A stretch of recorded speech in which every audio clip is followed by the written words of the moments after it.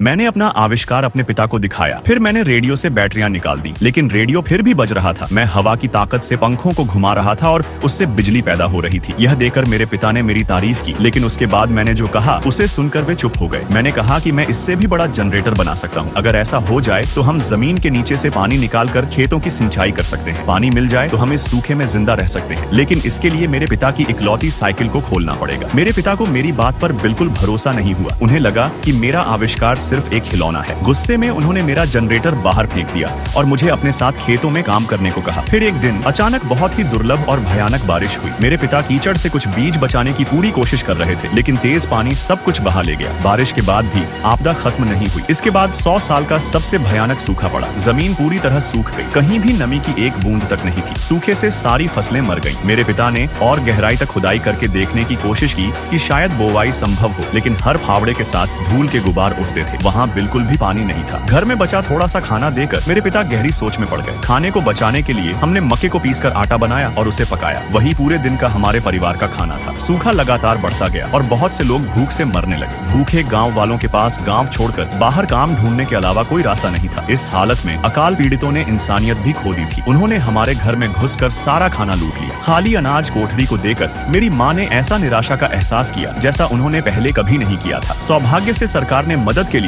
सस्ते दाम पर अनाज भेजा। मेरी माँ ने अपनी सारी जमा पूंजी निकाल ली और मुझे अनाज खरीदने भेजा। लेकिन जब मैं अनाज केंद्र पहुंचा तो मैं हैरान रह गया। चारों तरफ से आपदा पीड़ित उमड़ पड़े थे। मैं मुश्किल से दरवाजे की एक छोटी सी दरार से अंदर घुस पाया और तब भी मुझे सिर्फ 30 दिन अनाज ही मिल पाया। जब मैं घर लौटा तो मेरे पिता ने अनाज देकर कहा कि हमें दिन में सिर्फ एक बार खाना चाहिए ताकि यह ज्यादा दिन चल सके। तभी मेरी नजर एक अजीब सी साइकिल पर पड़ी। जैसे ही उसके पहिए घूमते थे, सामने की लाइट जल उठती थी। वही बल्ब। उसी ने मुझे एक साहसिक विचार दिया। मैंने तय किया कि मैं एक बिजली बनाने वाला जनरेटर बनाऊंगा, जिससे जमीन के नीचे से पानी निकाला जा सके और सूखे की समस्या हल हो सके। लेकिन दुर्भाग्य से यहाँ कोई बिजली का स्रोत नहीं था। इसलिए दोपहर की भौतिकी की कक्षा में मैं ध्यान से नोट्स ले रहा था। तभी अगले ही पल मुझे प्रधानाचार्य ने कक्षा से बाहर निकाल दिया। कारण यह था कि मेरे पिता ने पूरी फीस नहीं भरी थी, लेकिन पूरा गाँव ही सूखे से जूझ रहा था। हमारा सारा पैसा खाने पर खर्च हो चुका था। मेरी पढ़ाई की फीस के लिए एक भी पैसा नहीं बचा था। फिर भी मैंने हार नहीं मानी, क्योंकि यही मेरे जिंदा रहने की आखिरी उम्मीद थी।